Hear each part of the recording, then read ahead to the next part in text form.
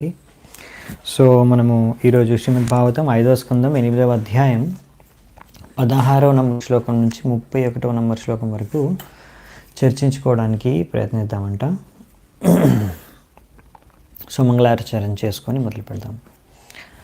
ఓం అజ్ఞానతిమిరాంధస్య జ్ఞానాంజనాశలాకయ చక్షోరున్మిళితం యేన తస్మై శ్రీగురవే నమః. श्रीचैतन्यमनोभीष्टं स्थापितं येन भूतले स्वयं रूपः कदा मह्यं ददाति स्वपदान्तिकं. वन्देऽहं श्रीगुरून् श्रीयुतापदकमलं श्रीगुरून् वैष्णवांश्च श्रीरूपं साग्रजातं सहगणरघुनाथान्वितां तं सजीवं साद्वैतं सावधूतं परिजनसहितं कृष्णचैतन्यदेवं श्रीराधाकृष्णपादान् सहगणललिता श्रीविशाखान्वितांश्च. नमो ॐ विष्णुपादाय कृष्णप्रेष्ठाय भूतले श्रीमते भक्तिवेदान्त स्वामिनिति नामिने. नमस्ते सारस्वते देवे गौरवाणी प्रचारिणे निर्विशेष शून्यवादी पाश्चात्यदेशतारिणे. नमो महावदन्याय कृष्णप्रेमप्रदायते कृष्णाय कृष्णचैतन्य नामिने गौरत्विषे नमः. हे कृष्णा करुणा सिन्धु दीनबन्धु जगत्पते गोपेश गोपिकान्त राधाकान्त नमोऽस्तुते. तप्तकाञ्चन गौराङ्गी राधे वृन्दावनेश्वरी वृषभानुसुते देवी प्रणमामि हरिप्रिये. नीलाचलनिवासाय नित्याय परमात्मने बलभद्रसुभद्राभ्यां जगन्नाथाय ते नमः. वाञ्छाकल्पतरुभ्यश्च कृपासिन्धुभ्य एव च पतितानां पावनेभ्यो वैष्णवेभ्यो नमो नमः. जय श्रीकृष्ण चैतन्य प्रभु नित्यानन्द श्री अद्वैत गदाधर श्रीवासादि गौरभक्तवृन्द. हरे कृष्णा कृष्ण कृष्णा हरे हरे हरे राम राम राम हरे हरे. हरे कृष्ण. సో 16వ నంబర్ శ్లోకం. సో భరత మహారాజు ఇప్పుడు ఆలోచిస్తున్నాడు కదా ఆ జింక యొక్క విరహంలో, దాని గురించి చర్చించుకుంటున్నాం మనము. సో ఎలా ఆలోచిస్తున్నాడంటే, అయ్యో ఈ జింక ఇప్పుడు నిస్సహాయ,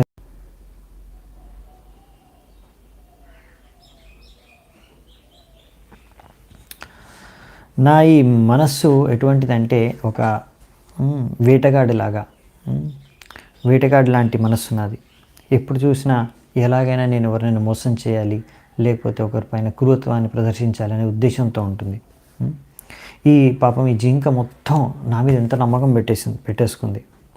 ఎలాగైతే ఒక మంచి వ్యక్తి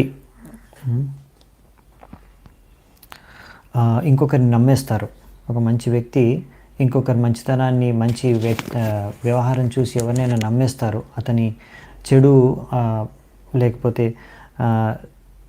అతని యొక్క మోసం చేసే ప్రవృత్తిని కూడా మర్చిపోయి, ఆ విధంగా అంటే ఇక్కడ చెప్పేది ఏంటంటే, భరతుడు నేను అంత సరైనోడిని కాదు, నేను మోసం చేసే వ్యక్తిని, మోసగాడిని, వేటగాడిని, అటువంటి వ్యక్తి మనస్తత్వం ఉన్నవాడిని. అయినా కానీ జింక నా మీద ఎంతో నమ్మకం పెట్టుకుంది, నన్ను ఎంతో విశ్వసించింది. నేను నాపైన అసలు నమ్మకం పెట్టుకోవడానికి నాకు యోగ్యత లేదు. అయినా కానీ ఇప్పుడు మళ్ళీ ఇప్పుడు జింక వెళ్ళిపోయింది. మళ్ళీ ఇప్పుడు నా దగ్గరకు వస్తుందా, మళ్ళీ నా మీద నమ్మకం ఉంటుందా, నమ్మకం పెడుతూ ఉంటుందా అదనమాట. ఇది భరతుడి యొక్క చింత అన్నమాట. సో ఇక్కడ మనం అర్థం చేసుకునేది ఏంటంటే, భరతుడు ఇక్కడ అది జింక తను వదిలి వెళ్ళిపోతే అది జింక యొక్క తప్పేం లేదు, అందులో నా తప్పే ఉంది. ఎందుకంటే నేను సరైనోడిని కాదు, నేను నాకు మోసగాడిని, క్రూరత్వంతో ఉన్న వేటగాడిని, అటువంటి మనస్తత్వం ఉంది నాకు. అయినా కానీ ఇన్ని రోజులు నాతో పాటు ఉంది, ఇప్పుడు ఎందుకు వెళ్ళిపోయింది నన్ను వదిలేసి, మళ్ళీ నమ్మకంతో మళ్ళీ నా పైన నమ్మకం పెట్టుకొని వస్తుందా, నా దగ్గర తిరిగి వస్తుందా అని ఆలోచిస్తున్నాడు. అంటే జింకదేం తప్పు లేదు, నాదే తప్పు, నేనే సరిగ్గా లేననేసి ఇది అనుకుంటున్నాడు అనమాట. ఎంతగా ఆయన ఆ ప్రాణి అంటే అక్కడ జింక పట్ల ఆసక్తి పెంపొందించుకున్నాడంటే, అతను జింక మంచిదే, జింకది ఏం తప్పు లేదు, కానీ నాదే దోషం, నాలోనే దోషం ఉంది అనుకుంటున్నాడు. సో ఇదంతా కూడా ఒక విధంగా చెప్పాలంటే భరత మహారాజు ఎంతో ఉన్నతమైన వ్యక్తి, సో ఉన్నతమైన ఆయన చరిత్ర కలిగిన వాడు, అందుకనే ఆయన ఇలా ఆలోచిస్తున్నాడు, నాదే తప్పు, నాదే దోషం, వేరే ఎవరిది దోషం లేదని. సో ఆత్మవన్ మన్యతే జగత్ అన్నారు. అంటే ప్రతి ఒక్కరు కూడా వారి యొక్క దృష్టికోణంతో అన్నీ చూస్తారనమాట. సో ఇక్కడ భరతుడు ఎంతో మంచి వ్యక్తి కనుక ఇక్కడ అతను నాదే దోషం ఉంది, నేనే సరిగ్గా ఆ జింకను చూసుకోలేదు, ఏదో తప్పు చేశాను, అందుకే అది నన్ను వదిలేసి వెళ్ళిపోయింది అని అనుకుంటున్నాడు.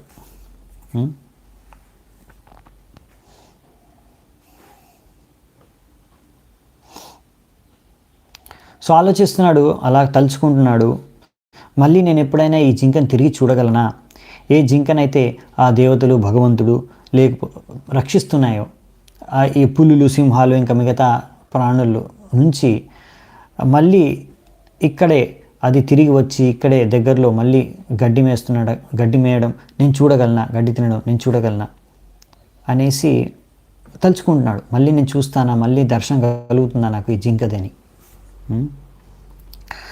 సో మెయిన్లీ ఏంటంటే ఇప్పుడు ఆయన ఆలోచించేదంటే జింక నన్ను వదిలేసి వెళ్ళిపోయింది, నా రక్షణ కానీ నా యొక్క సంరక్షణ దానికి నచ్చలేదు ఏదో విధంగా, అందుకని మేబీ దేవతలు భగవంతుడి పైన ఆధారపడేది వెళ్ళిపోయినట్టుంది వాళ్ళ సంరక్షణలో. సో అందుకనే ఇక్కడ మళ్ళీ నేను ఎప్పుడైనా చూడగలను జింకను అని కోరుకుంటున్నారనమాట. సో ఈ విధంగా ఇప్పుడు భరతుడు ఆలోచించే విధి విధానం చూస్తుంటే ఇప్పటి వరకు ఆయన చూపించిన దయ, అనుకంప జింక పైన, ఇది చాలా ఇంపార్టెంట్ శిక్షణ ఇక్కడ మనకు ప్రభుపాదుల వారు ఇస్తున్నారు. ఇవి చూస్తుంటే చాలా మంచి వ్యక్తిత్వం ఉన్న మనిషి, అయ్యో ఎంత దయా హృదయం కలిగిన వ్యక్తి భరతుడు, ఆయన ఎంత కరెక్ట్గా ఆలోచిస్తున్నాడు, జింక గురించి ఎంత ఆలోచిస్తున్నాడు, చాలా మంచి వ్యక్తి, చాలా దయ కలిగిన వ్యక్తి అని అనుకుంటారు ఎవరైనా. సో ఇప్పటివరకు అతను చేసిందంతా కూడా సరిగ్గానే చేశాడు అనుకోవచ్చు కొంతమంది. ఆ జింకను సంరక్షించడం కానీ, పెంచి పోషించడం కానీ, దాన్ని చూసుకోవడం బాగోగులు, ఇవన్నీ మంచి పనే కదా, దయతో ఎంతో బాగా చూసుకున్నాడే, ఇందులో తప్పేముంది అనుకోవచ్చు. సో భౌతిక దృష్టికోణంతో చూస్తే మీరు అనుకోవచ్చు, వ్యక్తులు బయట కరిమిలు అనుకోవచ్చు, చాలా మంచి పని చేశాడు, చాలా మంచి వ్యక్తి అని ప్రశంసించవచ్చు భరతుడిని. కానీ మనము ఆధ్యాత్మిక దృష్టికోణంతో చూస్తే ఈ భరతుడు ఎంతో ఉన్నతమైన పొజిషన్ నుంచి, ఉన్నతమైన స్థానం నుంచి పతనం అయిపోయాడు అనే విషయాన్ని గ్రహించవచ్చు.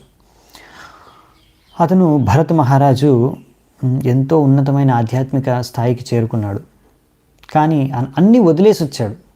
రాజ్యం, పరివారం, పిల్లలు, ప్రజలు, సంపద అంతా కూడా వదిలేసి వచ్చి భగవంతుడికి భక్తి చేసుకొని ఉన్నతమైన స్థాయికి వెళ్ళి మళ్ళీ తిరిగి ఇక్కడ ఈ యొక్క జింక పట్ల ఆసక్తిని పెంచుకొని మళ్ళీ అతను పతనమైపోతున్నాడు.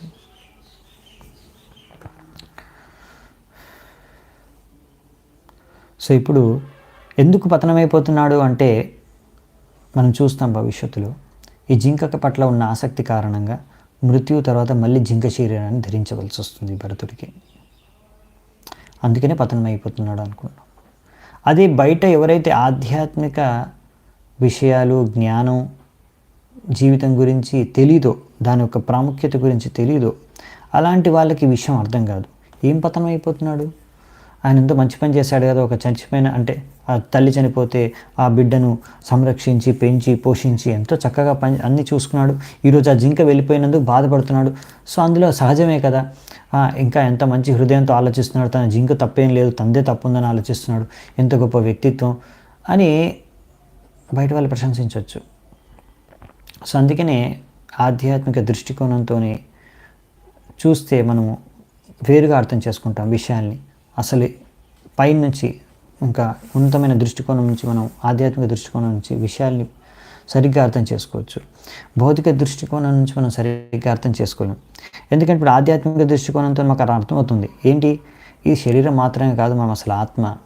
సో ఇలా జింక పట్ల ఇంతగా ఆసక్తిగా అయిపోతే అప్పుడు ఏమవుతుంది, నెక్స్ట్ జన్మ జింక అయి పుడతాడు ఎవరైనా వ్యక్తి, జింక జన్మ దొరుకుతుంది. సో మనిషి జన్మ యొక్క ఉద్దేశం విఫలమైపోతుంది. మనం మనిషి జన్మ ఎత్తిన దేనికి ఎత్తామో అది పూర్తవ్వకుండానే మనం ఇప్పుడు ఆ కార్యంలో విఫలమైపోతాం. భగవద్ధామాన్ని తిరిగి వెళ్ళాల్సింది జింక శరీరంలోకి తిరిగి వెళ్తున్నాం. సో అలాంటప్పుడు అది మనిషి జీవితంలో ఒక పెద్ద వైఫల్యం. కానీ భౌతిక దృష్టికోణంతో వాళ్ళకి అది అర్థం కాదు. సో అందుకనే మనము అనుకంప దయ చూపించాలి, కానీ ఆధ్యాత్మిక స్థాయిలో ఆ విషయాన్ని అందుకే ప్రభుపాల ద్వారా ముందుగానే చెప్పారు మనకి. సో ఈ విధంగా అందుకని మనం ఎలాంటి సమయాల్లో మనం ఒకవేళ మనకు గైడెన్స్ కావాలనుకోండి, మనకు మార్గదర్శనం కావాలి, ఏం చేయాలో మనకు అర్థం కావట్లేదు, అప్పుడు మనం కనుక వెళ్ళి కర్మీలను అడిగామనుకోండి, మార్గదర్శనం చేయండి, ఏం చేయాలి, ఇలా పరిస్థితి వచ్చిందని. లేకపోతే వాళ్ళు ఇలాంటి మన కార్యాన్ని చూసి వాళ్ళు మనం ప్రశంసించవచ్చు, నువ్వు చాలా మంచి పని చేస్తున్నావు, జింకను పెంచి పోషించి చూసుకుంటున్నావు అని, నువ్వు గొప్ప పని చేస్తున్నావు అనుకోవచ్చు. ఇప్పుడు అదేమో అవసరం, నువ్వు ఏవో నీ భక్తి లేకపోతే ఆధ్యాత్మిక కార్యాన్ని నిర్లక్ష్యం చేసైనా సరే నువ్వు ఒక ప్రాణిని రక్షిస్తున్నావు కాబట్టి ఇది చాలా గొప్పమని అని కూడా కొంతమంది ప్రశంసించవచ్చు, సమర్థించవచ్చు మీరు చేసే కార్యాన్ని.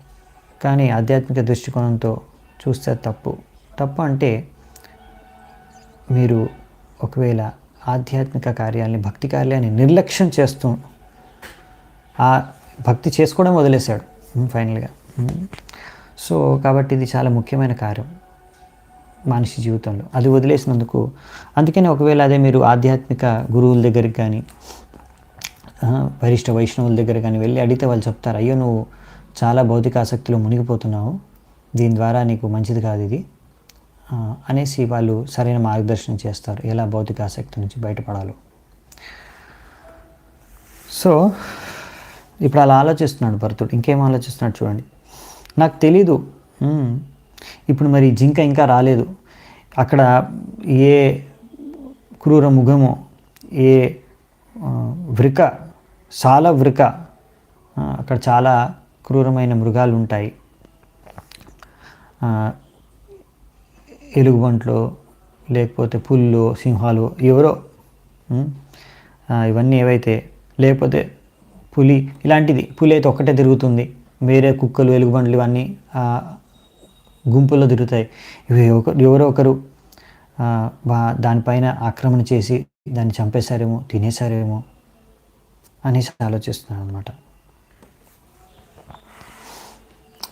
ప్రతి ఒక్కరికి ఎప్పుడైతే సూర్యోదయం అవుతుందో, సూర్యోదయం అయినప్పుడు అందరికీ శుభం మంగళదాయకం, అది వాళ్ళ జీవితంలో మంగళదాయకమైన జీవితంగా మొదలవుతుంది. కానీ దురదృష్టం ఏంటంటే నాకు అలా అవ్వలేదు. ఇప్పుడు అక్కడ సూర్యుడు, ఎందుకంటే సూర్యుడు భగవానుడు అనేది వేదాల యొక్క ప్రతిరూపం, కానీ ఇప్పుడు నాకు అవన్నీ లేవు.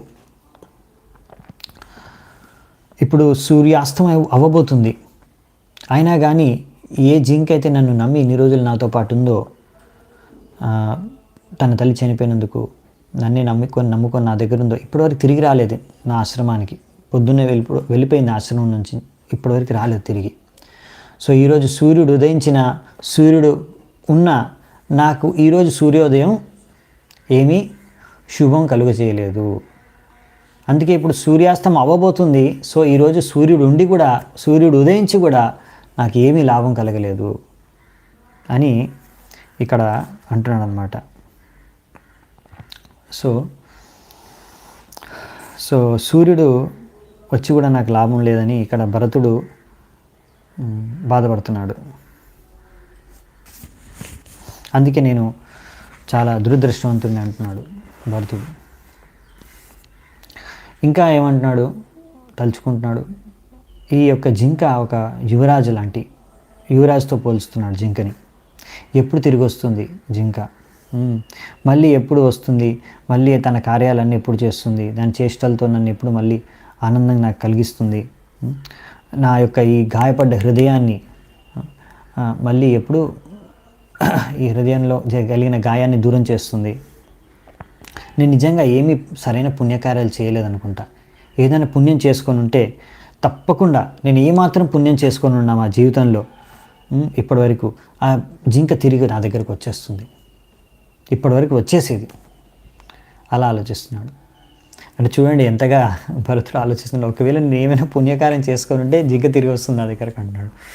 అంటే జింక వెళ్ళిపోవడం వల్ల అతను ఎంత బాధపడుతున్నాడో, ఎంత ఆసక్తి ఆ వ్యక్తిని ఇక్కడ, అంటే భరతుడిని ఎక్కడికి, తన ఆలోచన విధానాన్ని ఎక్కడికి తీసుకెళ్ళిపోతుందో నాకు అర్థమవుతుంది.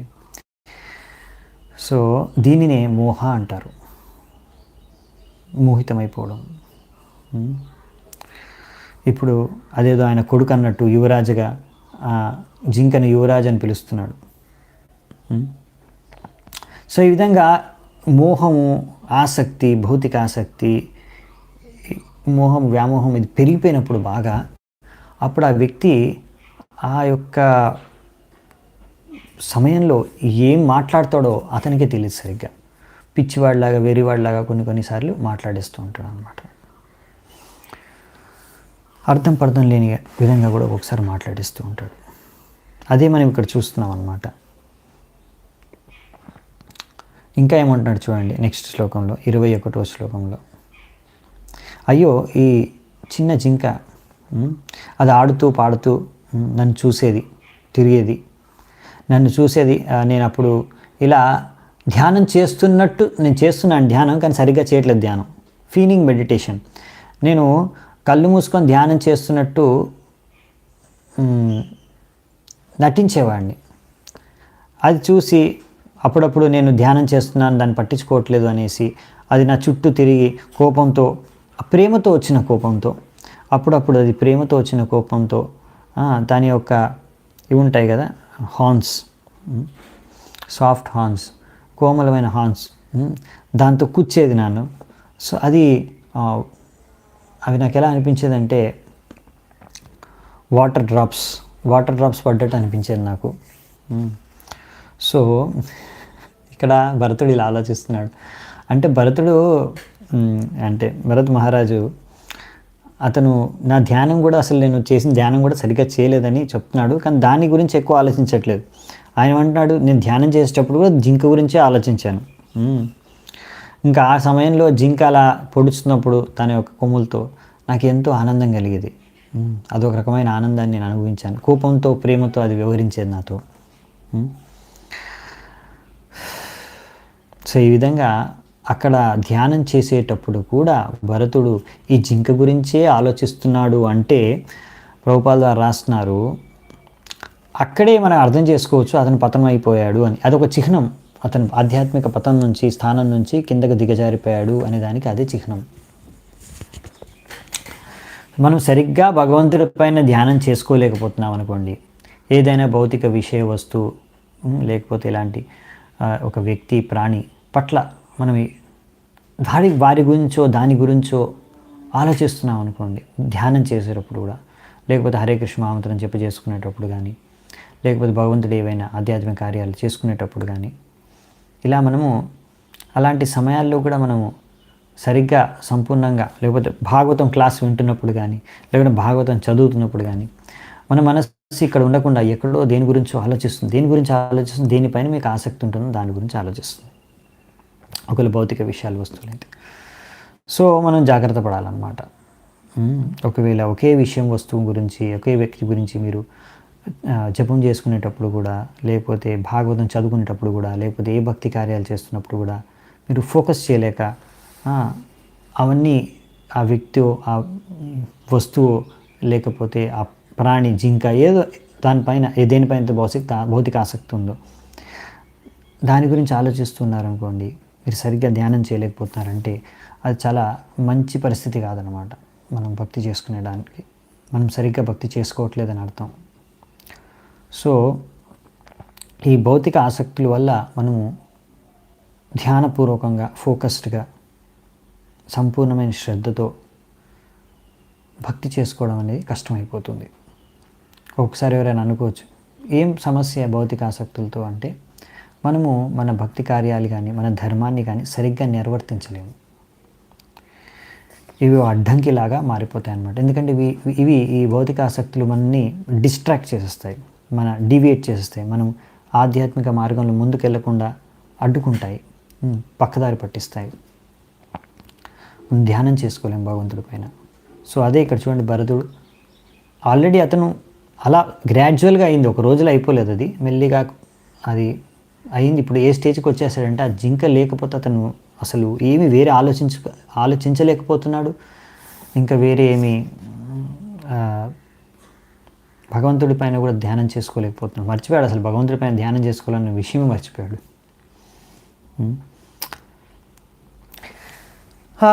నెక్స్ట్ ఆసాదిత 22వ శ్లోకం. ఇంకా ఏమంటున్నాడు చూడండి, నేను ఎప్పుడైతే అన్నీ మన యజ్ఞంకి కావాల్సిన అన్ని ఇంగ్రీడియంట్స్ అన్నీ తీసుకొని వచ్చేవారు, సమకూర్చుకునేవారు, అన్నీ ఏవేవి కావాలి వస్తువులు అన్నీ కూడా నేను కుశాగ్రాస్ పైన పెట్టినప్పుడు చూడండి, అతను ఏవేవి పూజ చేసుకోవడానికి యజ్ఞం చేసుకోవడానికి ఏవైతే వస్తువులు కావాలో అన్నీ సేకరించి కుశాగ్రాస్ మీద గడ్డి మీద పెట్టినప్పుడు ఆ జింక ఆడుతూ పాడుతూ వచ్చి ఆ గడ్డిని తన యొక్క దాన్ని స్పర్శించేది. ఎలా? తన పళ్ళతో, అలా పళ్ళతో స్పర్శించి ఆ పూజా సామాగ్రిని అంతా కూడా, యజ్ఞంలో యూజ్ చేసే సామాగ్రిని అంతా కూడా కలుషితం చేసేసేది. అలాంటి సమయంలో నేను కొద్దిగా మందలించి ఆ జింకను అటువైపు తోసేసినప్పుడు అది వెంటనే చాలా భయపడిపోయి ఏమాత్రం ఇంకా సైగలు చేయకుండా ఒక దగ్గర కూర్చుండిపోయేది భయంతో. ఎలాగంటే ఒక మంచి సాధువు, ఒక పుత్రుడిలాగా, ఒక saintly son of a saintly person. So ఇంకా అది పాడడం కూడా మానేసేది. అంటే ఇంత బుద్ధిమంతురాలుగా కూర్చునేది అనమాట ఒక దగ్గర, బుద్ధిమంతుడిగా ఆ జింక. అంటే మీరు అర్థం చేసుకోవచ్చు భరతుడు ఎలా ఈ యొక్క జింక గురించి ఆలోచించేవాడు. తన ధ్యానం మర్చిపోయి కూడా అతను ఎప్పుడు ఇంకా అతను ఈ విషయాన్ని మర్చిపోయాడు. నేను ఈ యొక్క జింక పైన ధ్యానం కారణంగా నా ఆధ్యాత్మిక ప్రగతి, ఆధ్యాత్మిక కార్యాలన్నీ కూడా దెబ్బతింటున్నాయి. నేను ఆధ్యాత్మికంగా భక్తిలో నేను ఏదైతే సాధించాలనుకుంటున్నానో భగవద్ధామానికి వెళ్ళడానికి ఆ లక్ష్యాన్ని నేను చేరుకోలేకపోతున్నాను. ఇది నేను ఈ యొక్క జింక పట్ల ఉన్న ఆసక్తి నన్ను దాన్ని అక్కడి నుంచి డివియేట్ చేస్తుంది, నన్ను పక్కదారి పట్టిస్తుంది అనే విషయాన్ని భరతుడు అర్థం చేసుకోలేకపోయాడు. యాక్చువల్లీ ఇదే విషయం అన్నమాట. ఇక్కడ మనం చూస్తున్నాము. ఇప్పుడు ఇంకొకటి మనం చూడొచ్చు ఏంటంటే, ఇక్కడ ఆ సమయంలో ఎవరు లేరు. అక్కడ భరతుడు ఒక్కడే అక్కడ ఆశ్రమంలో భక్తి చేసుకుంటున్నాడు. సో అతనికి చెప్పడానికి కూడా ఎవరు లేరు. మామూలుగా ఏమవుతుందంటే, ఇలా మాయలో పడిపోయినప్పుడు మన చుట్టుపక్కల ఉన్నవారైనా ఇంకో భక్తులు ఉంటే వాళ్ళు మనకు చెప్తారు, చూడు నువ్వు సరిగ్గా ధ్యానం కూడా చేసుకోవట్లేదు, భక్తి కార్యాలు కూడా చేసుకోవట్లేదు, వెర్రివాడిలాగా ఆ జింక గురించి ఆలోచిస్తున్నావు అని చెప్పేవారు. ఇంతగా ఆలోచించే అవసరం లేదు జింక గురించి అని చెప్పేవారు. కానీ ఇక్కడ ఏం జరుగుతుందంటే, ఎవరు లేరు చెప్పడానికి ఆయన ఒక్కడే ఉన్నాడు అక్కడ. సో అది కూడా ఒక ముఖ్యమైన శిక్షణ అనమాట మనకి. మనం భక్తుల సాంగత్యంలో ఉంటే, మనం పక్కదారిలో వెళ్తుంటే, తప్పుదారిలో వెళ్తుంటే మనల్ని సరి చేయడానికి ఒకరు ఉంటారు పక్కన. సో అందుకనే భక్తిని మనము గురువు ఇంకా వైష్ణవులు యొక్క సాంగత్యంలో, గురువు యొక్క మార్గదర్శనంలో మనం చేసుకుంటే, మనం ఒకవేళ తప్పుదారిన పడుతుంటే, పక్కదారిన పడుతుంటే, లేకపోతే భక్తిలో మనము మార్గంలో ఇలా దిగజారిపోతుంటే, పతనం అయిపోతుంటే వాళ్ళు మనని కాపాడగలుగుతారు, వాళ్ళు మన సరైన మార్గదర్శనం ఇవ్వగలరు మనకి. సో అందుకే ఇలా సాంగత్యంలో, భక్తుల సాంగత్యంలో చేసుకుంటే భక్తి మనకెంతో లాభదాయకం అన్నమాట, ఎంతో సేఫ్. సో ఇక్కడ ఈ విధంగా ఇలా ఇప్పుడు ఇక్కడ రాస్తున్నారనమాట, అనువాదంలోనే ఉంది శ్లోకం 23 శ్లోకం అనువాదం. ఇలా ఒక పిచ్చివాడిలాగా వాగుతూ ఉన్నప్పుడు భరత మహారాజు ఇంకా అక్కడ ఆశ్రమం నుంచి నించొని ఇంక బయటికి వెళ్ళాడు వెతుక్కుంటూ. ఎక్కడ జింక వెళ్ళింది, తన యొక్క అడుగుల యొక్క చిహ్నాలు ఉంటాయి కదా, ఎక్కడైతే జింక అడుగులు వేసుకుంటూ వెళ్ళిందో కింద మట్టిలో ఒక పాద చిహ్నాలు ఉంటాయి కదా ఈ జింకవి, దాన్ని అనుసరించుకుంటూ అతను ఇప్పుడు ఆ పద చిహ్నాలని కూడా పొగుడుతున్నాడు వెళ్ళేటప్పుడు ప్రేమతో. ఓ భరత, నువ్వు ఎంత దురదృష్టవంతుడివి, నీ యొక్క తపస్సు, నీ యొక్క వ్రతాలు ఇవన్నీ కూడా ఈ యొక్క పృథివీ చేసుకున్న తపస్సు ముందు దేనికి పనికిరావు. ఎందుకంటే ఈ పృథివీ ఎంత ధన్యమైపోయిందంటే ఈ యొక్క జింక యొక్క పాద చిహ్నాలు ఈ పృథివీ పైన పడ్డాయి, సో ఈ భూమి పైన పడ్డాయి. సో భూదేవి, నేను చేసుకున్న తపస్సులన్నీ భూదేవి చేసుకున్న తపస్సుల ముందు ఏమి పనికిరావు. ఎందుకంటే భూదేవి ఎంత తపస్సు చేసుకొని ఉంటే ఈరోజు ఆ జింక ఆ భూమి పైన తన పద చిహ్నాలను వదిలేసింది. సో ఇలా ఆలోచిస్తున్నాడు. తప్పకుండా ఈ యొక్క భూదేవి లేకుంటే భూమి ఎంతో తపస్సు చేసుకుంది. సో అందుకనే చాలా అదృష్టవంతురాలు ఈ భూదేవి. ఈ యొక్క గ్రహము చాలా అదృష్టవంతురాలు. ఎందుకంటే ఈ యొక్క ఎంతో అందమైన, ఎంతో మంగళదాయకమైన ఈ యొక్క జింక, చిన్న జింక యొక్క పద చిహ్నాలు ఈ పృథివీ పైన పడ్డాయి. ఎంత అదృష్టం పృథివీది.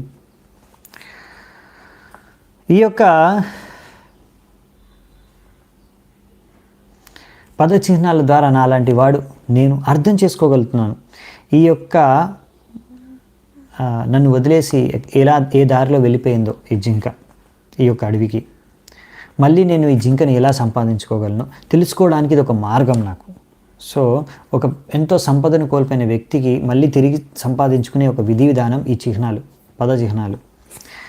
సో ఈ యొక్క పద చిహ్నాలు పడడం ద్వారా ఈ యొక్క మొత్తం స్థలమంతా కూడా ఎంతో పవిత్రమైపోయింది. ఇక్కడ బ్రాహ్మణులు కూడా ఎవరైతే స్వర్గలోకాలకి వెళ్ళాలనుకుంటారో లేకపోతే ముక్తి సాధించాలనుకుంటారో దానికోసం ఎన్నో యజ్ఞాలు చేస్తారు దేవతలకి. సో ఇది ఆ సరైన స్థలం ఇక్కడ ఆ బ్రాహ్మణులు అన్ని యజ్ఞాలు చేసుకోవడానికి అని చెప్తున్నాడు భరతుడు.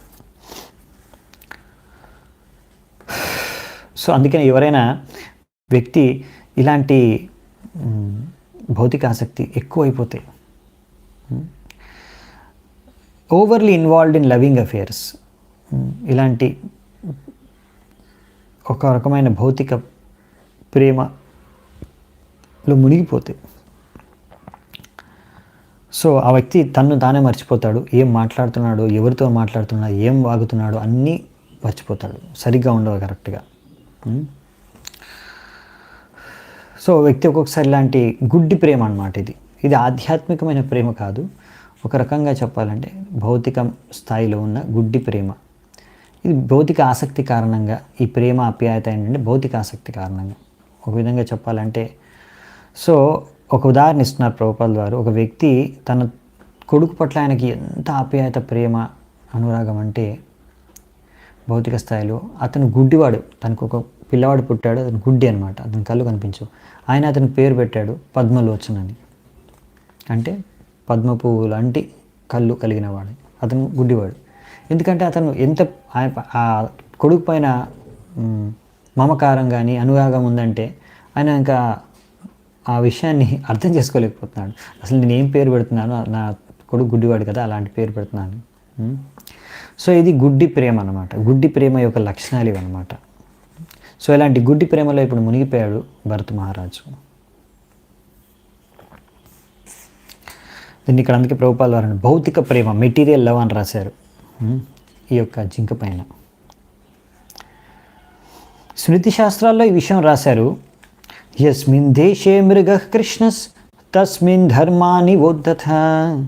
ఎక్కడైతే నల్ల జింక యొక్క పద చిహ్నాలు పడతాయో ఈ భూమి మీద అయితే ఆ భూమి పైన మనము యజ్ఞాలు, రకరకాల ఇలాంటి కార్యాలు చేసుకోవడానికి, కర్మకాండి కార్యక్రమాలు చేయడానికి ఉపయుక్తమైన స్థలం అని ఈ విషయము ఉంది శాస్త్రాల్లో.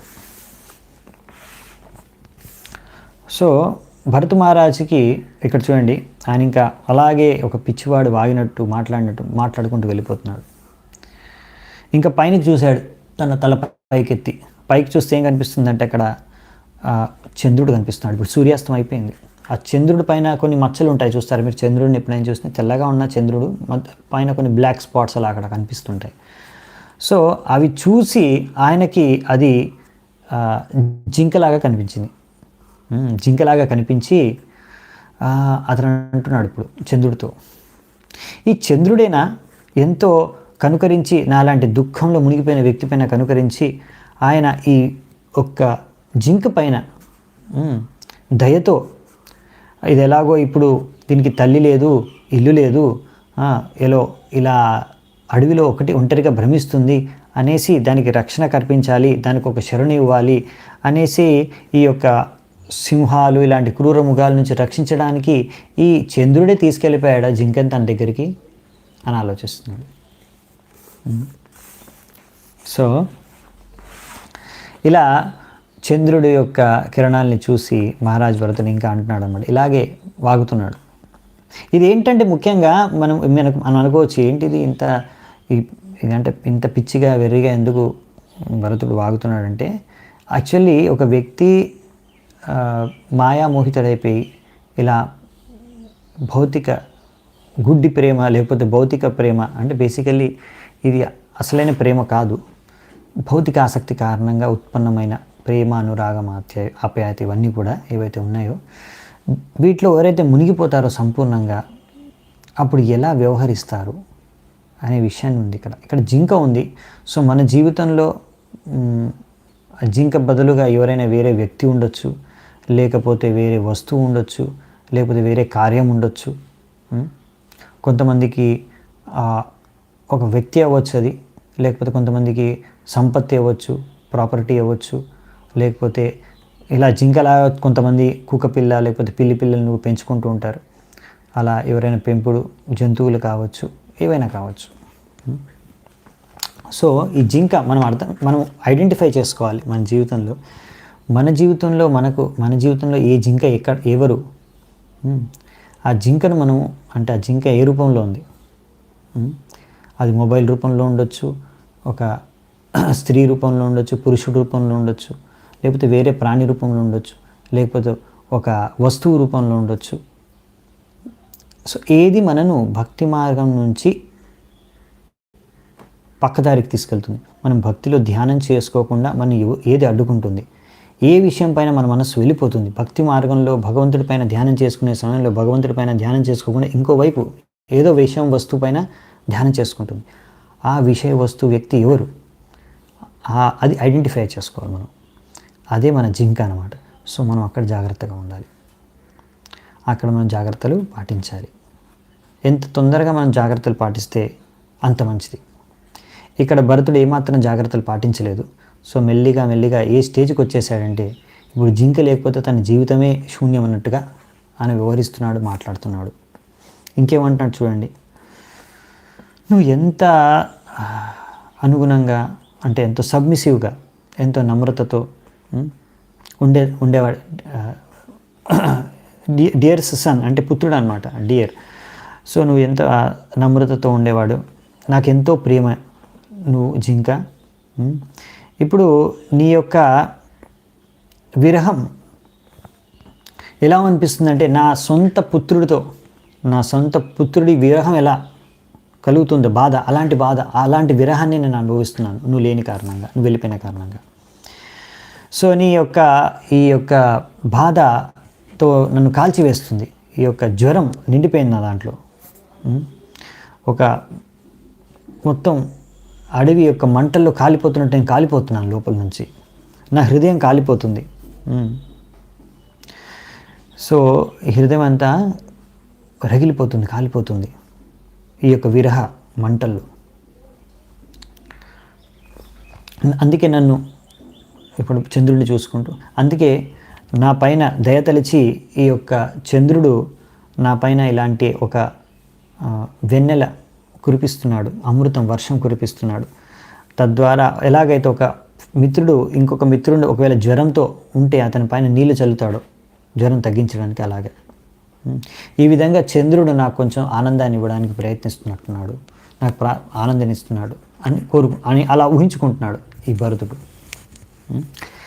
సో ఇదన్నమాట. మరి ఆయుర్వేదిక్ ట్రీట్మెంట్ ప్రకారం ఎవరికైనా హై ఫీవర్ ఉంటే, చాలా ఎక్కువ జ్వరం ఉంటే, అప్పుడు ఆ వ్యక్తి ఒకవేళ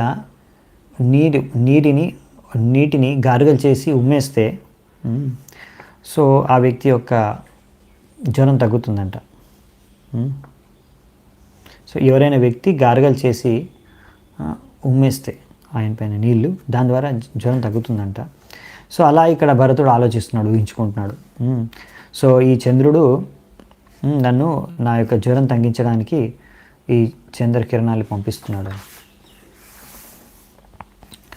ఇప్పుడు నెక్స్ట్ ఒక ఇంపార్టెంట్ పర్పట్ తాత్పర్యం ఉంది 26వ శ్లోకంలో. శుకదేవ్ గోస్వామి ఏమంటున్నాడు చూద్దామంట. ఉన్న ప్రియమైన రాజా పరీక్షిత, సో ఈ విధముగా భరత మహారాజు ఇంకా నియంత్రించుకోలేని యొక్క భౌతిక ఆసక్తి ఇప్పుడు అది ఒక జింక రూపంలో ఇక్కడ ఉంది. ఆ జింక రూపం పట్ల ఉన్న ఆసక్తిని అతను ఇప్పుడు తెంచుకోలేకపోతున్నాడు, నియంత్రించుకోలేకపోతున్నాడు. కాబట్టి ఇలా ఆయన చేసుకున్న పూర్వపు కర్మల కారణంగా అతను ఆ ఉన్నతమైన యోగ పద్ధతి, యోగ ధ్యాన స్థాయి నుంచి, భగవంతుడిని ఆరాధించుకునే స్థాయి నుంచి పతనమైపోయాడు. ఈ విధంగా అతను పూర్వపు చేసుకున్న కర్మల కారణం కాకపోతే ఎలా ఆ వ్యక్తి మళ్ళీ అన్ని రాజ్యము, పుత్ర పరివారము, సంపద, ప్రజలు, అంతా వదిలేసిన వ్యక్తి మళ్ళీ ఒక జింక పట్ల ఎలా ఆసక్తుడైపోతాడు? ఎందుకంటే ఈ జింక కారణంగా అతనికి ఒక ఆధ్యాత్మిక జీవితంలో ఒక అడ్డంకిగా మారిపోవడం కాకుండా పతనం అయిపోయాడు. ఇంతగా నియంత్రించుకోలేనంత విధంగా ఈ జింక పట్ల ఎలా ఆసక్తుడైపోయాడు? ఇది తప్పకుండా పూర్వపు కర్మ కారణంగానే అని సుఖదేవ్ గోస్వామి పరీక్షిత్ మహారాజు చెప్తున్నాడు. ఈ విధంగా ఒక రాజు ఎంతగా ఈ యొక్క జింక పట్ల మోహితుడైపోయాడంటే దాన్ని పోషించడం, పాలించడంలో అతను తన యొక్క ఆధ్యాత్మిక కార్యాన్ని నిర్లక్ష్యం చేసి అక్కడి నుంచి పతనమైపోయాడు, ఆధ్యాత్మిక స్థాయి నుంచి. ఇంకా కొంచెం సమయంలో ఇప్పుడు మృత్యువు దగ్గరకు వచ్చేసింది. ఎలాగైతే ఈ మృత్యువుని విషపూరితమైన సర్పంతో పోలుస్తున్నారు, ఎలాగైతే ఒక venomous snake that enters the hole created by the mouse situated himself before him. So ఇప్పుడు మృత్యు తన ముందు వచ్చేసింది. ఎలాగైతే ఒక విషపూరితమైన సర్పము ఎలుక చేసిన రంధ్రంలోకి ప్రవేశిస్తుందో అలా ఇప్పుడు ఈ భరతుడి జీవితంలోకి ఇప్పుడు మృత్యువు ప్రవేశించింది. మృత్యువు ముందట వచ్చేసింది. ఇప్పుడు భరతుడికి మృత్యువు ముందొచ్చేసింది. ఇప్పుడు భరతుడు చనిపోబోతున్నాడు అన్నమాట. అప్పుడు ఏం జరుగుతుందని నెక్స్ట్ శ్లోకంలో ఉంది. దానికన్నా ముందు ఇక్కడ పరపట్లో మనకి ఇది ప్రశ్న రావచ్చు. మనం భక్తులం కదా, భక్తులకి మరి పూర్వపు కర్మ ఏమి ఉండదు కదా, అంత పూర్వ కర్మ అంతా కూడా ఫినిష్ అయిపోతుంది కదా. మరి ఎలా how can a devotee be affected by past misconduct and vicious activity? పూర్వపు కర్మ ఫలితాలని ఎలా మరి అనుభవిస్తాడు? భక్తుడికి పూర్వకర్మ ఫలితాలు ఉండవంటారు కదా అని.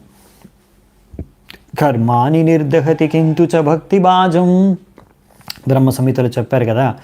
ఎవరైతే భక్తి చేసుకుంటారో భగవంతుడికి వారి యొక్క పూర్వపు కర్మ ఫలితాలన్నీ కూడా శూన్యమైపోతాయని. మరి అలాంటప్పుడు మరి పూర్వపు కర్మల కారణంగా ఈరోజు ఎందుకు భరతుడికి శిక్ష లభించాలి, ఫలితం లభించాలి? అలాంటప్పుడు ఇక్కడ ఒక ప్రభుపాదులు చాలా అద్భుతమైన పాయింట్ రాస్తారు. ఇది చాలా అద్భుతమైన పాయింట్. ఇది అర్థం చేసుకోవడం చాలా ముఖ్యం. ఈ తాత్పర్యం మీరు తప్పకుండా చదవండి తర్వాత, ఒకవేళ ఇప్పుడు చదవకుంటే. 26వ శ్లోకం కంక్లూజన్ ఏంటంటే the conclusion must be that Maharaj Bharat purposefully became over addicted to the deer and neglected his spiritual advancement. ఇక్కడ తను తెలిసి ఇలాంటి కావాలని అంటే ఈ యొక్క జింక పట్ల ఆసక్తి పెంచుకున్నాడు.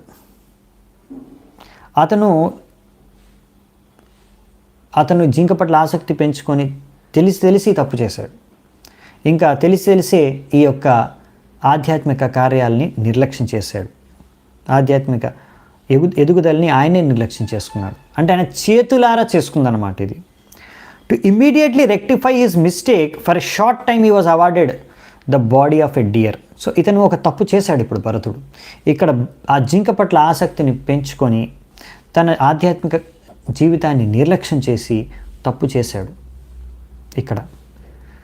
సో అందుకనే భగవంతుడు ఇప్పుడు ఈ యొక్క భరతుడికి ఒక పనిష్మెంట్ ఇస్తాడు. ఈ షార్ట్ టైం ఇంకొక శరీరం, జింక శరీరం తీసుకోవడం ద్వారా, తద్వారా భరతుడికి ఇప్పుడు ఏదైతే అతను డైవర్ట్ అయిపోయాడో, అతని వ్యామోహం, ఆసక్తి అంతా దేని వైపు వెళ్ళిపోయింది, ఒక జింక వైపు వెళ్ళిపోయింది. మళ్ళీ ఆ ఆసక్తిని భగవంతుడి వైపు వచ్చే విధంగా, ఇంకా ఈ భక్తి జీవితంలో ఇంకా ఎక్కువ పరిపక్వత సాధించే విధంగా ఇప్పుడు భగవంతుడు ఈ యొక్క దండన భరతుడికి నెక్స్ట్ జింక శరీరాన్ని ఇచ్చి విధిస్తున్నాడు.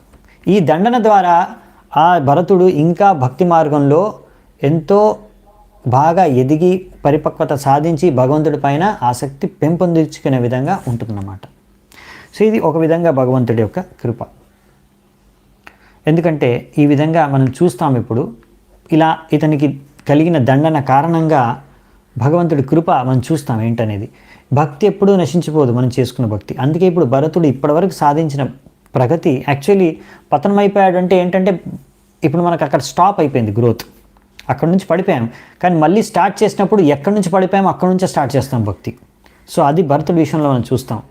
సో భరతుడు ఎంతో ఉన్నతమైన స్థాయికి చేరుకున్నాడు. ఇంకా కొద్దిగా దూరంలో అతను భగవద్ధామానికి తిరిగి వెళ్ళే అంత పరిపక్వత సాధించడానికి కొంచెం సమయమే, కొంచెం దూరమే ఉంది. కానీ ఆ సమయంలో అతను పతనం అయిపోయాడు. సో భగవంతుడు అందుకే ఇప్పుడు మళ్ళీ అతను తెలిసి తప్పు చేశాడు. సో అందుకే భగవంతుడు అతనికి ఒక శిక్షణ, అతని తప్పు సరిదిద్దుకునే విధంగా అతనికి ఇప్పుడు ఒక శిక్షణ విధిస్తాడు, దండన విధిస్తాడు. అదే జింక శరీరం. సో అంటే అందుకనే ఇప్పుడు ఇక్కడ చూడండి, although Bharat Maharaj was awarded the body of an animal. ఒక శరీరము, ఇప్పుడు జింక శరీరం లభించబోతుంది భరతుడికి. కానీ ఆయన ఎప్పుడు కూడా తన పూర్వపు చేసిన ఈ యొక్క మిస్టేక్, తప్పుని మర్చిపోలేదు. భరతుడు ఇప్పుడు జింక శరీరం దొరికింది. ఇప్పుడు మామూలుగా జింక శరీరం దొరికేసి నార్మల్గా ఇప్పుడు జింక గురించి ఆలోచించుకుంటూ చచ్చిపోతే జింక శరీరం దొరుకుతుంది, అందులో పెద్ద విశేషం ఏం లేదు. సరే, జింక శరీరం దొరికింది. జింక శరీరం దొరికిన నార్మల్లీ జింకకి పూర్వపు జన్మ గుర్తుండదు, పూర్వపు జన్మలు చేసిన తప్పు ఏమి గుర్తుండదు. కానీ ఇక్కడ భగవంతుడు కృప ఏంటంటే ఈ జింక శరీరం లభించిన ముందు జీవితం ఎలా జరిగింది, ఏం చేశాడు, భరతుడు ఏం తప్పు చేశాడు, కావాలని చేసిన తప్పుని గుర్తుంచుకునే విధంగా ఆ స్మరణ శక్తి ఇచ్చారు, పూర్వపు జన్మ స్మరణ శక్తి. సో పూర్వపు జన్మ మొత్తం స్మరణ ఉందన్నమాట జింక శరీరం లభించిన. దానికి కారణంగా అప్పుడు అర్థం చేసుకున్నాడు, రియలైజ్ అయ్యాడు అనమాట. అయ్యో, నేను ఎంత పెద్ద తప్పు చేశాను, నాకు జింక శరీరం వచ్చేసింది. ఎందుకంటే నేను జింక పట్ల ఎంత ఆసక్తుడిని అయిపోయాను. తెలిసి నేను అన్ని వదులుకొని వచ్చి ఇలా మళ్ళీ అన్ని భౌతిక ఆసక్తులను వదులుకొని వచ్చి మళ్ళీ ఒక జింక పట్ల ఆసక్తిని అయిపోయాను. తెలిసి ఎంత పెద్ద తప్పు చేశాను. అతనికి తెలుసు భౌతిక ఆసక్తులను వదులుకోవాలనే కదా ఆయన వదిలేసి అన్ని పులహాశ్రమానికి వచ్చి భక్తి చేసుకుంటున్నాడు. మళ్ళీ ఒక జింక పట్ల ఆసక్తి అయిపోయాడు. ఈ తప్పుని ఇప్పుడైనా సరిదిద్దుకోవాలని ఆయన రియలైజ్ అవుతాడు అనమాట. సో అందుకనే ఎలాగైనా జింక శరీరం నుంచి బయటపడాలనేసి కోరుకుంటాడు. సో ఈ కోరిక, ఈ జింక శరీరం నుంచి బయటపడాలనే ఆ యొక్క కోరిక ద్వారా ఇప్పుడు అతని భక్తి అనేది పరిపక్వత సాధిస్తుంది, ఇంటెన్సిఫై అవుతుంది. నేను తప్పు చేశాను, అది ఒక రిపెంటెన్స్, పశ్చాత్తాపం. ఇంకా ఇప్పుడు నేను ఎలాగైనా సరిగ్గా భక్తి చేయాలి, ఈసారి ఇలాంటి తప్పు చేయకూడదని ఎంతో దృఢ సంకల్పంతో జింక శరీరంలో కూడా భక్తి చేసుకుంటాడు. తర్వాత శరీరం లభిస్తుంది, మనిషి శరీరంలో కూడా ఎలాంటి భక్తి చేసుకుంటాడంటే భగవద్ధామానికి తిరిగి వెళ్ళిపోతాడు. సో అందుకనే ఇది పనిష్మెంట్గా అనిపించిన మనకి భరతుడికి లభించింది. కానీ దాని ద్వారా, ఆ యొక్క పనిష్మెంట్ ద్వారా ఆ భరతుడు భగవద్ధామానికి తిరిగి వెళ్తాడు.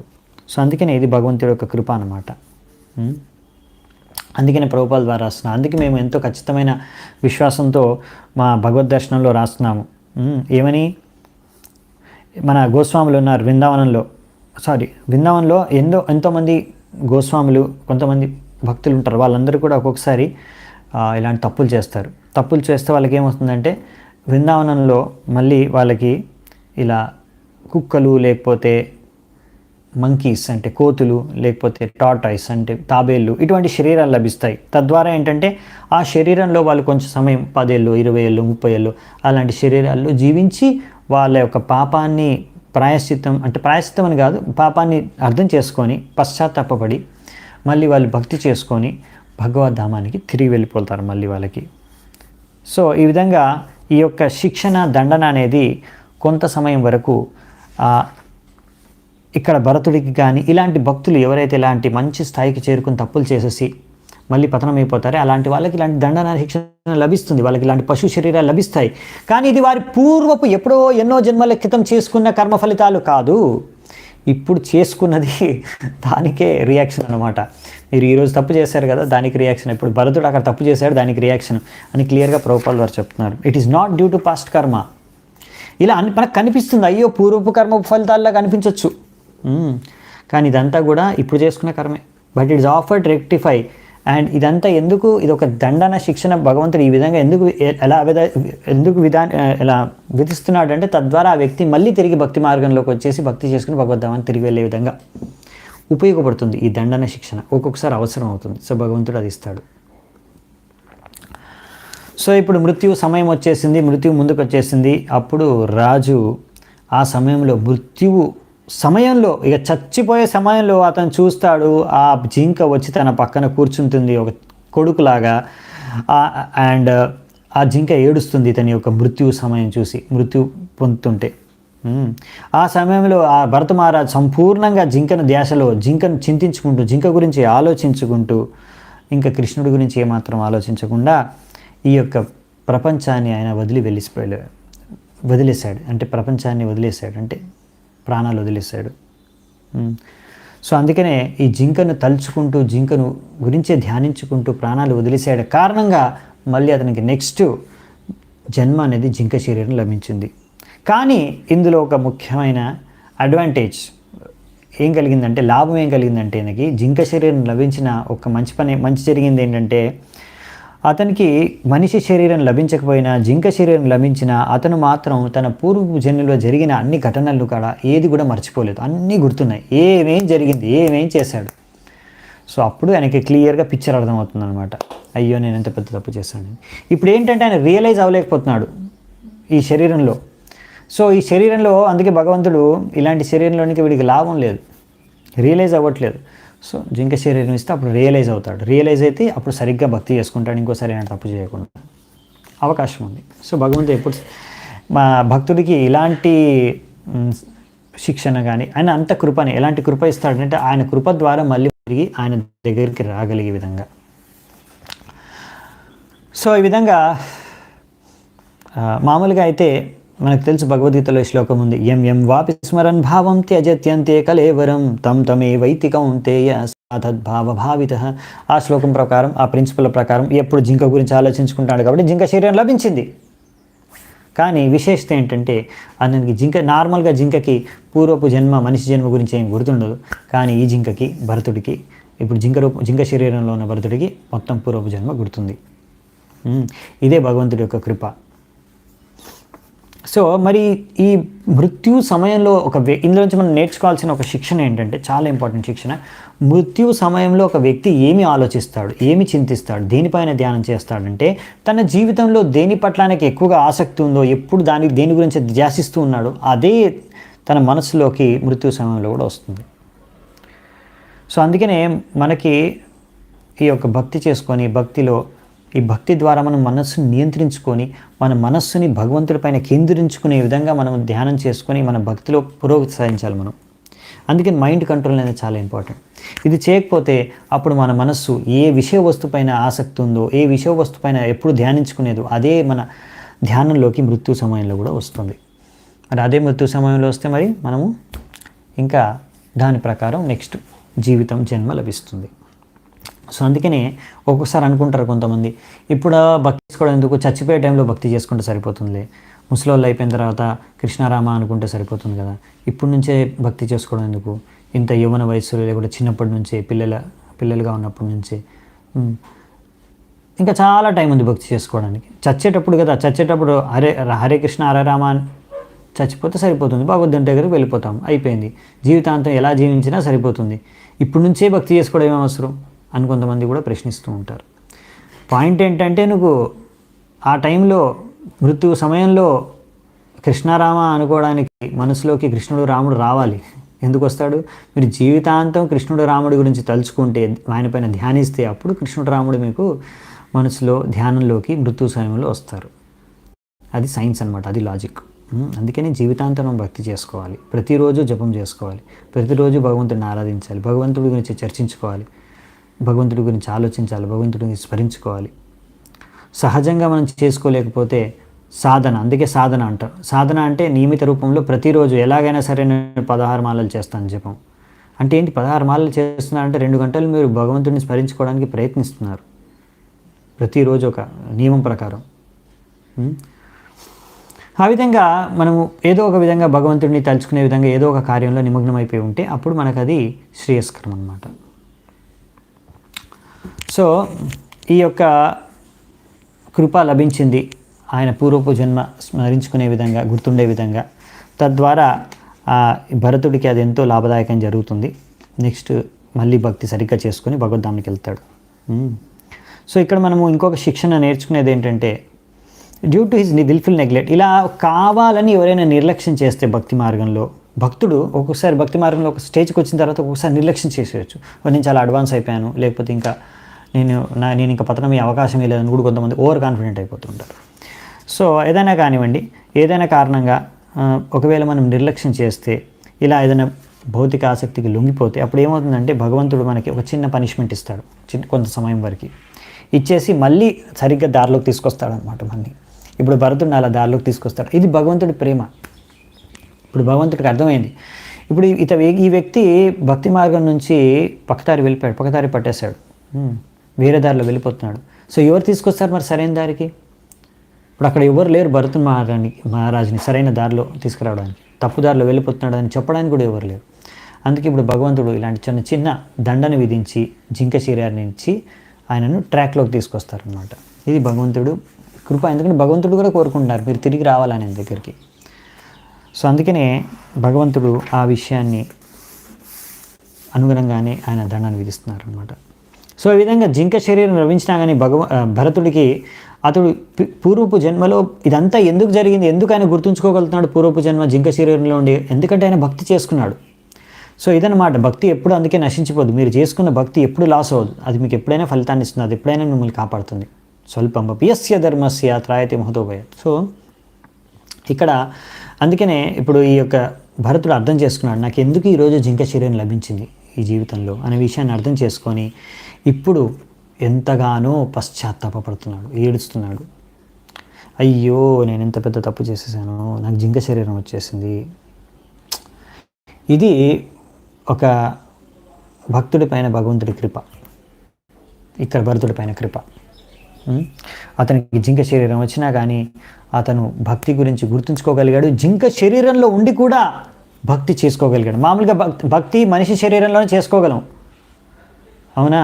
పశువుల శరీరంలో ఉండి భక్తి చేసుకోవడం కష్టం, వాళ్ళకంత చేతన అనేది ఉండదు పశువులకి అర్థం చేసుకోవడానికి భక్తి తత్వాన్ని. కానీ ఇక్కడ ఈ యొక్క అడ్వాంటేజ్ ఏంటంటే ఆయనకు పూర్వపు జన్మ గుర్తుండడమే కాదు, ఆయన చేసుకున్న తప్పు అర్థం చేసుకున్నాడు, పశ్చాత్తాపడమే కాదు, ఇప్పుడు ఈ జింక శరీరంలో కూడా భక్తి చేసుకుంటాడు. ఇది ఒక గొప్ప విశేషత అనమాట. భరత మహారాజు జింక శరీరం లభించి ఈ విశేషత, ఈ స్పెషల్ డిస్కౌంట్, స్పెషల్ కన్సెషన్ ఈయన భక్తుడు కాబట్టి ఆయనకు దొరికింది, భగవంతుడు ఇచ్చిన స్పెషల్ డిస్కౌంట్ అనమాట. లేకపోతే జింక శరీరంలో భక్తి చేసుకోవడానికి నార్మల్గా ఏ జింకలు అలా చేసుకో. ఇప్పుడు జింక శరీరంలో ఇప్పుడు భరత మహారాజు ఎలా పశ్చాత్తాపడుతూ ఇప్పుడు ఏమంటున్నాడో చూడండి, పశ్చాత్తాపంలో ఏం మాట్లాడుతున్నాడో చూడండి.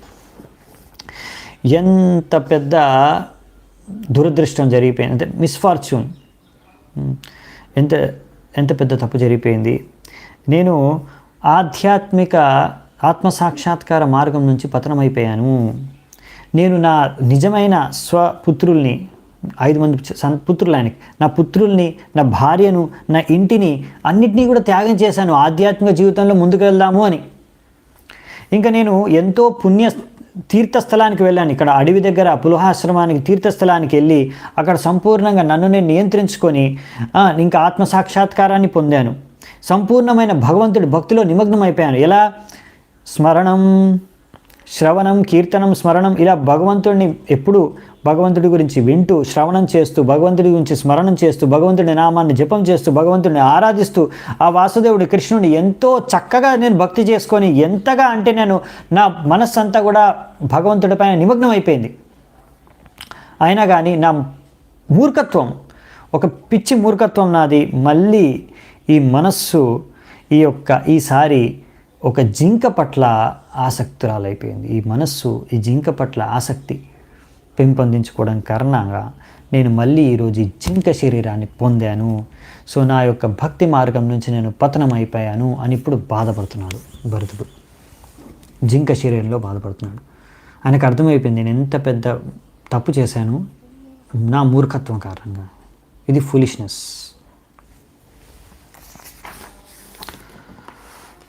ప్రభుపాల్ వారు ఇక్కడ రాస్తున్నారు, this is significant for every devotee. ప్రతి భక్తుడికి ఈ విషయంలో జాగ్రత్తగా ఉండాలి. If we misuse our position and think that we're fully engaged in devotional service and can do whatever we like, we have to suffer like Bharat Maharaj and condemn to accept the type of body that impairs our devotional service. అంటే ఏంటంటే ఇలా మనం ఇప్పుడు భక్తుల గురించి చెప్తున్నారు, భక్తుల కోసం, మన కోసమే చెప్తున్నారు ప్రభుపాల్ వారు, బయట వాళ్ళ కోసం కాదు. సో ఒకవేళ మనం కూడా ఇప్పుడు అనుకున్నాం అనుకోండి, నేను బాగా భక్తి చేస్తున్నాను, నేను ఎంత మంచిగా భక్తి చేస్తున్నాను, ఇప్పుడు నేను ఏం చేసినా ఏం కాదు, నాకేం కాదనుకోని ఇష్టం వచ్చినట్టు మనం వ్యవహరించామనుకోండి, భరత మహారాజు లాగానే మనము మరి తర్వాత కష్టాలు బాధపడాల్సి వస్తుంది, పశ్చాత్తాపం పడాల్సి వస్తుంది. ఆ పరిస్థితికి రాగలుగుతాం. మళ్ళీ ఇలాంటి భరత మహారాజు వంటి శరీరం లభించవచ్చు. అప్పుడు మనం ఆ శరీరంలో భక్తి సరిగ్గా చేసుకోలేమండి. ఇప్పుడు భరతుడు చేసుకుంటాడు భక్తి, కానీ జింక శరీరంలో కానీ భగవద్ధామానికి అప్పుడే వెళ్ళిపోలేడు. మళ్ళీ ఇంకో శరీరం ధరించాల్సి వస్తుంది, 3వ జన్మ తీసుకోవాల్సి వస్తుంది. ఒక్క జన్మలో కంప్లీట్ చేయాల్సిన కార్యాన్ని 3 జన్మలు పట్టింది భరతుడికి, చేసిన తప్పు కారణంగా, ఈ మూర్ఖత్వం కారణంగా. అందుకనే మనం ఎంత బాగా భక్తి ఇప్పుడు చేసుకుంటున్నా, ఈరోజు చేయగలిగినా ఎప్పుడు కూడా మనం ఊహించుకోకూడదు, నిర్లక్ష్యం చేయకూడదు. లేకపోతే ఎప్పుడు కూడా మనం అహంకారంతో ఇలా వ్యవహరించకూడదు. నేను చాలా గొప్ప భక్తుడిని, నేను చాలా బాగా భక్తి చేస్తున్నాను, అందరు నన్ను ప్రశంసిస్తున్నారంటే నేను చాలా గ్రేట్ అనుకుంటాను అని అనుకోకూడదు. ఎప్పుడైనా అప్రమత్తంగా ఉండాలి, భక్తి మార్గంలో జాగ్రత్తగా ఉండాలి. మీరు ఎంత అడ్వాన్స్ చేసినా సరే, ప్రభుపాల్ గారు ముందు కూడా చెప్పారు ఆ విషయాన్ని. సో ఇది భగవంతుడి కృప. సో భక్తుడి పట్ల విధంగా ఒక్కొక్కసారి భగవంతుడి ఇలా మనం తప్పు చేస్తే మూర్ఖత్వంతో భగవంతుడు ఇలాంటి శిక్షణ దండని విధించి మనం సరైన దారికి తీసుకొస్తాడు. కానీ అయినా మనము అలాంటి ఛాన్స్ తీసుకోకూడదు. ఎలాగో ఉన్నాడులే భగవంతుడు నన్ను రక్షిస్తాడు అనుకొని ఇష్టం వచ్చినట్టు వివరించకూడదు. సో ఇక్కడ అందుకనే by his own actions and actions of his devotees Krishna teaches us how to become cautious in devotional service. Prabhupada ద్వారా రాస్తున్నారు. అందుకని ఇలా భగవంతుడు తన ఎన్నో లీలల ద్వారా ఇక్కడ కొన్ని భక్తుల ద్వారా, భక్తుల జీవన చరిత్రల ద్వారా మనకు నేర్పిస్తున్నారు ఈ శిక్షణ. ఎంత అప్రమత్తంగా జాగ్రత్తగా మీరు భక్తి చేసుకోవాలి అని ఇక్కడ చెప్తున్నారనమాట. ఇక్కడ ఇంకా చాలా పాయింట్స్ ఉన్నాయి. ఈ పర్పట్ కూడా చాలా మంచి పర్పట్, ఇంపార్టెంట్ పర్పట్ సాధకులకి. 29th పర్పట్ తాత్పర్యం. సో ఈ భరత మహారాజు ద్వారా కృష్ణుడు మనకు నేర్పిస్తున్నాడు మనము ఎలా భక్తి సరిగ్గా చేసుకోవాలి, జాగ్రత్త పడాలి. ఒకవేళ మన మనస్సుని సంపూర్ణంగా భగవంతుడిపైనే కేంద్రీకరించి అటు ఇటు వేరే వాటిపైన ధ్యానించకుండా మనం సంపూర్ణంగా భగవంతుడికి భక్తి చేసుకోవడం ఎంత అవసరం. ఇక్కడ ప్రభుపాల్ ద్వారా రాస్తున్నారు, as far as members of the International Society for Krishna Consciousness are concern, అంటే ఇస్కాన్ సభ్యులు గురించి చెప్తున్నారు. వాళ్ళు అన్నీ కూడా త్యాగం చేసి కృష్ణ చైతన్య ఆందోళనాన్ని ముందుకు తీసుకెళ్ళడానికి వాళ్ళు ప్రయత్నిస్తున్నారు. అయినా కానీ నేను అన్నీ వదిలేశాను, అన్నీ వదిలేసి ఇప్పుడు భగవంతుడి ఈ యొక్క ఇస్కాన్లో జాయిన్ అయిపోయాను, ఇంకా ఇస్కాన్ ఇంకా మొత్తం నా జీవితంలో నాకు వేరే అన్నీ ఏం లేవు, నేను రిటైర్ అయిపోయాను, లేకపోతే నేను సన్యాసం తీసుకున్నాను, లేకపోతే నేను బ్రహ్మచారి అయిపోయాను, లేకపోతే ఫుల్ టైం గృహస్థ అయిపోయాను, నేను మందిరంలోనే ఉంటాను, లేకపోతే ఎప్పుడు 24 గంటలు భక్తి చేసుకుంటాను అనేసి మీరు నేను ఇంకా ఈ యొక్క ప్రచార కార్యక్రమంలోనే ఉన్నాను 24 గంటలు అని మీరు అనుకున్నా, మనం ఎప్పుడు జాగ్రత్తగా ఉండాలి. భరత మహారాజు నుంచి నేర్చుకోవాలి ఈ విషయం. ఒక్క క్షణం కూడా మనము అనవసరమైన విషయాలపైన, లేకపోతే సమయాన్ని ఇలా ఇంద్రియ తృప్తికి కానీ, ఎలా అంటే ఎక్కువగా అనవసరమైన విషయాలు మాట్లాడడంలో కానీ ఏవైతే కృష్ణుడికి కృష్ణ సేవకి సంబంధించినవి కావో, లేకపోతే అతిగా పడుకోవడం, అతిగా తినడం. ప్రభుపాదుల వారు రాస్తున్నారు, తినడాన్ని మిమ్మల్ని తినొద్దని ఎవరు చెప్పట్లేదు, కానీ అతిగా తిన్నారనుకోండి, ఓవర్ ఈటింగ్, వొరేషియస్లీ ఈటింగ్ ప్రభుపాదుల వారు రాస్తున్నారు. అప్పుడు ఏమవుతుందంటే ఎక్కువ తింటే ఎక్కువ పడుకోవాల్సి వస్తుంది, దాన్ని జీర్ణించుకోవాలి కదా, ఎక్కువ పడుకోవాల్సి వస్తుంది, నిద్ర వస్తుంది ఎక్కువగా. సో ఎక్కువ పడుకుంటే ఎక్కువ తిన్నారు, ఎక్కువ పడుకున్నారు, దాని తర్వాత ఇంద్రియాలన్నీ ఇంకా ప్రేరేపితమై ఆ ఇంద్రియాలు సంతృప్తి చేసుకోవడానికి మీరు ప్రయత్నిస్తారు. తద్వారా మీరు ఉన్నతమైన స్థాయి నుంచి పతనమైపోతారు. సో అందుకనే అలా అంటే మీరు పతనం అయిపోతారు, ఇది పర్మనెంట్ కాదు, కానీ కొంత సమయం వరకు బ్రేక్ వస్తుంది, ఆ ప్రోగ్రెస్లో బ్రేక్ అనమాట ఇది. సో ఇప్పుడు భరత మహారాజు కూడా టైం పడుతుంది, ఇప్పుడు ఒక జన్మలో అయిపోయింది, మూడు జన్మలో అతను భగవద్ధామాన్ని తిరిగి వెళ్ళాడు. అందుకని మనము ప్రతి క్షణము ప్రతి ముహూర్తము మనం ప్రయత్నించాలి ఈ జీవితంలో భగవంతుడికి శుద్ధ భక్తి మాత్రమే చేసుకోవాలి, వేరే ఏమి చేయకూడదు అనేసి. అలా చేసుకుంటేనే మనం తప్పకుండా ఈ జీవితంలోనే తిరిగి భగవద్ధామానికి వెళ్ళిపోతాం. అదే మన లక్ష్యంగా ఉండాలి మనకి. సో ఇక్కడ నెక్స్ట్ 30 నంబర్ శ్లోకంలో లాస్ట్ 2 శ్లోకాలు ఉన్నాయి. సో 30 నంబర్ శ్లోకంలో చెప్తున్నారు, భరత మహారాజు ఆ విధంగా ఇప్పుడు జింక శరీరం లభించిన ఆయన ఈ విధంగా నిరంతరం పశ్చాత్తాపడ్డాడు. ఇక ఆ విధంగా ఆ పశ్చాత్తాపంతో అతనికి మళ్ళీ సంపూర్ణమైన వైరాగ్యం పుట్టుకొచ్చేసింది. ఈ మొత్తం భౌతిక వస్తువుల గురించి, అన్ని భౌతిక ప్రపంచం నుంచి ఆయనకు వైరాగ్యం పుట్టుకొచ్చేసింది సంపూర్ణంగా. కానీ ఈసారి అతను ఎవరికి చెప్పలేదు ఈ విషయం గురించి. ఎవరితో చెప్పకుండా అతను పుట్టగానే అతను పుట్టిన తన తల్లిని కూడా వదిలేస్తారు. అంటే ఇప్పుడు జింకగా పుట్టాడు, జింక తల్లిని వదిలేసి అక్కడ నుంచి ఆయన పుట్టింది ఎక్కడంటే కలంజర పర్వతంలో. ఆ కలంజర పర్వతాన్ని, ఆ ప్రదేశాన్ని వదిలేసి, ఎక్కడైతే పుట్టాడో ఆ ప్రదేశాన్ని వదిలేసి శాలగ్రామ అనే అడవికి వెళ్ళి అక్కడే మళ్ళీ పులహ ఆశ్రమానికి వెళ్ళి అక్కడే మళ్ళీ భక్తి చేసుకుంటున్నాడు. ఎక్కడైతే ముందు చేసుకున్నాడో లాస్ట్ జన్మలో అక్కడికి మళ్ళీ తిరిగి వెళ్ళిపోయాడు. సో ఎందుకంటే ఆ యొక్క గ్రామము అక్కడ ఎంతోమంది ఇక్కడ రాస్తున్నారనమాట, అక్కడ ఒక ప్రభావం అనమాట. Association is very meaningful. Therefore, ISKCON tries to perfect one who enters in the society. So ఈ సొసైటీ ఉంది కానీ ISKCON సొసైటీ, ఇప్పుడు అక్కడ ఆశ్రమం, అక్కడికి ఎందుకు వెళ్ళాలంటే ఆ ప్రదేశానికి వెళ్తే అక్కడ భక్తి చేసుకోవచ్చు అని వెళ్తున్నాడు. సో అది ఒక ప్రభావం. సో అందుకనే ISKCONలో కూడా ఎవరైతే వస్తారో ఇక్కడ ఏంటంటే ఒక సొసైటీ, ఇక్కడ ఒక భక్తుల సాంగత్యం ఉంటుంది. ఈ భక్తుల సాంగత్యంలోకి మనం వచ్చేది భక్తి చేసుకోవడానికి. అందుకని మనం అర్థం చేసుకోవాలి, ఇది ఒక ఫ్రీ హోటల్ కాదు అని ప్రభుపాదుల ద్వారా రాస్తున్నారు. ఈ సొసైటీ ఫ్రీ హోటల్ కాదు, ఇక్కడ భక్తి చేసుకోవడానికి వచ్చాం మనము.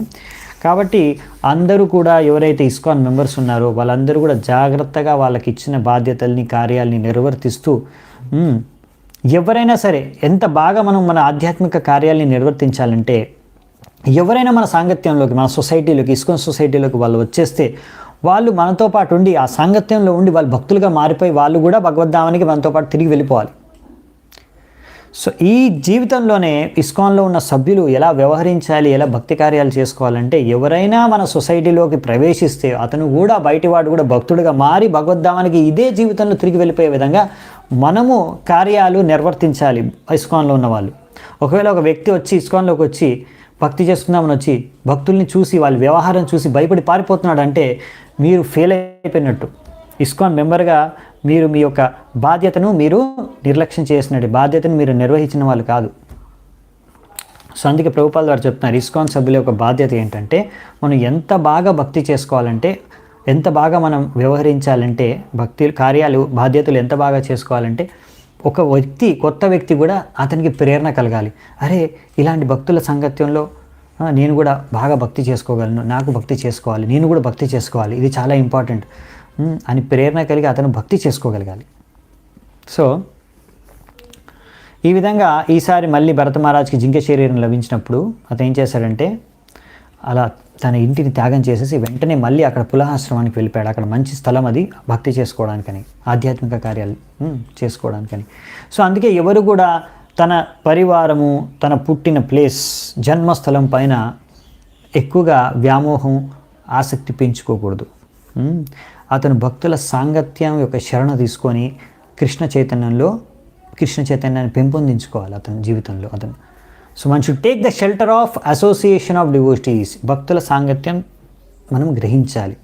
ఇంకా మన కృష్ణ భావనామృతాన్ని మనం అలవర్చుకోవాలి. పెంపొందించుకోవాలి భక్తుల సాంగత్యంలో. అది భక్తుల సాంగత్యం తీసుకోవడానికి ముఖ్యంగా కారణం. సో ఈ విధంగా ఇప్పుడు ఆ పులహాశ్రమంలో భరతుడు జింక శరీరంలో అక్కడ ఉండి ఈసారి చాలా జాగ్రత్తగా ఏమాత్రం అసత్సంగం ఇలా తప్పుడు వస్తువులు ప్రాణులతో ఎక్కడ వేరే వారితో భౌతిక సాంగత్యం చేయకుండా జాగ్రత్త పడ్డాడు, మళ్ళీ పతనం అవ్వకుండా. ఇంకా అతను ఈ యొక్క పూర్వపు జన్మపు కథ విషయం ఎవ్వరికీ చెప్పలేదు. సైలెంట్గా అక్కడే ఉన్నాడు ఆశ్రమంలో. అక్కడ ఎండు ఆకులను తినేసి అతను ఒక్కడే కాదు, అతనితో పాటు పరమాత్మ ఉన్నాడు. ఈ విధంగా అతను ఆ పుణ్యస్థలంలో తీర్థస్థలంలోనే భగవంతుడిపైనే ధ్యానించుకుంటూ మృత్యువు కోసం ఎదురు చూస్తూ ఉన్నాడు. ఆ విధంగా ఆ యొక్క పుణ్యస్థలంలోనే స్నానం చేసి పుణ్యతీర్థంలోనే ఫైనల్గా అక్కడే శరీరం వదిలేశాడు. సో ఈ విధంగా ఈ తీర్థస్థలాల యొక్క మహాత్మ్యం ఇక్కడ చెప్తున్నారు మన ప్రభుపాల ద్వారా. ఇక్కడ భరతుడు మళ్ళీ తను పుట్టిన కలంజర పర్వతాన్ని వదిలేసి మళ్ళీ శాలగ్రామ వనానికి ఎందుకు వెళ్ళాడు, ఆ పులహాశ్రమానికి ఎందుకు వెళ్ళాడు అంటే అది హరిద్వార్లో ఉందని ముందే చెప్పారు కదా. సో ప్రభుపాల ద్వారా ఇది తీర్థస్థలం, పుణ్యక్షేత్రం, తీర్థస్థలం. ఈ తీర్థస్థలాల్లో ఏంటంటే మనం అక్కడ శరీరం వదిలేసిన అక్కడ మనకి ఎంతో మంచి డెస్టినేషన్ దొరుకుతుంది, ముక్తి లభించవచ్చు. లేకపోతే ఇక్కడ జింక శరీరంలో ఉన్న కారణంగా ఆయనకి నెక్స్ట్ మనిషి శరీరం లభిస్తుంది, మనం చూస్తాం. సో ఈ బృందావనం, హరిద్వార్, ప్రయాగ్, జగన్నాథ్పురి ఇవన్నీ ఎందుకు ఈ తీర్థస్థలాల్లో ముఖ్యమైన లాభం ఏంటంటే తీర్థస్థలాల్లోనూ మనం వెళ్తే అక్కడ భక్తి చేసుకోవడానికి మనకు ప్రేరణ కలుగుతుంది, భక్తి చేసుకోవడానికి అనుకూలమైన వాతావరణం ఉంటుంది. ఇదన్నమాట ముఖ్యమైనది.